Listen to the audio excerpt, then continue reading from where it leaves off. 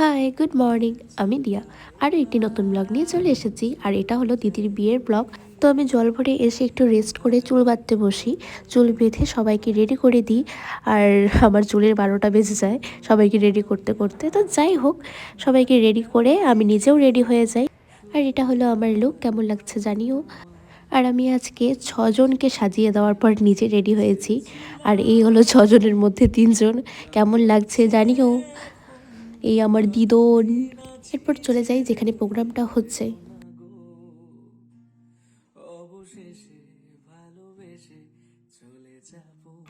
এসে আমার মাকে দেখতে পেলাম আর মাকে বললাম চলো আমরা কিছু ফটো তুলি। তো এই হলো আমার মার লুক। এরপর বুনু আমাকে দেখতে পেয়ে দৌড়ে এসে বেবিকর্ন খাইয়ে দিল। তারপর আমি খেয়ে ভাবলাম তো না সেই টেস্ট, তারপরে চলে আসি আমিও কাউন্টারে খাওয়ার জন্য। এসে দেখি লিটন মামা তো সেই ফুচকা খাচ্ছে। এরপর আমিও অনেক কিছু খেয়ে নিলাম।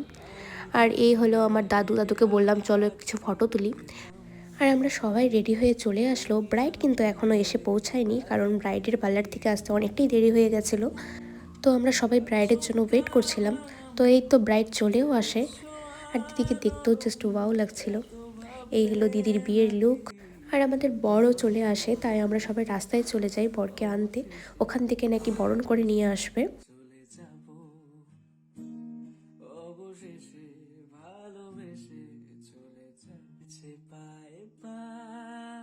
চোখ যায় জুড়িয়ে ভাগাভাগি করে নেব পাবো যা কুড়িয়ে তুমি দেখো আমি। এরপর আমরা বিয়ের ওখানে চলে আসি। কিছুক্ষণ পর তোজো মানে ওদের দেখতে পাই।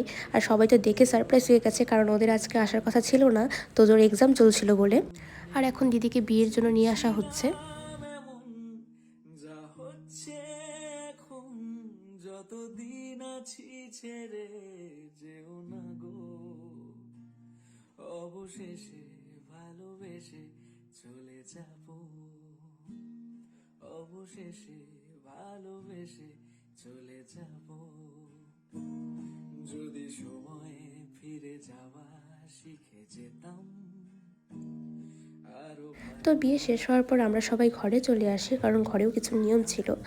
এরপর সবাই আমরা একসাথে খেতে যাই। আর খাওয়ার চেয়ে গল্প আর হাসাহাসি বেশি হয়েছিল। তুমি সামনে এলে দাগ কি লুকিয়ে নিতাম, আচমকা ভাঙাম পেরেছ নরম, এত ভাববে নাকি তুমি ভাবো, অবশেষে। এরপর খাওয়া দাওয়া করে কিছু ফটো তুলে আমরা ঘরে চলে আসি। তো ব্লগটা এখানেই শেষ করছি। দেখা হচ্ছে নেক্সট ভিডিও।